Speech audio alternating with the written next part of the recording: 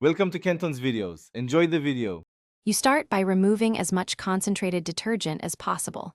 Scoop or scrape gently so the stain won't spread. Once done, hold the fabric under a cold running tap and let water flow through from the back to push particles out.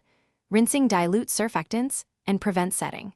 Make sure to test a hidden seam with the cleaner you'll use so you know if color fastness will hold. This fast action limits chemical bonding that makes stains harder to remove later. Next, treat the spot with a targeted cleaning solution. Use 1 part mild dish soap to 2 parts water or an enzymatic remover for protein-based residues. You will work the solution into the fibers with a soft bristled brush or clean cloth, using outward strokes from the center to avoid enlarging the stain. Once you've agitated gently, rinse under cold running water until suds are gone.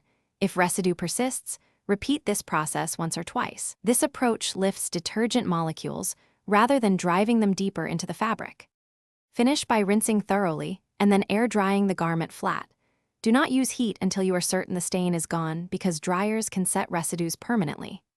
If a faint detergent mark remains, dabbing with a 1 white vinegar solution can neutralize buildup, or use oxygen bleach following label instructions for safe concentrations.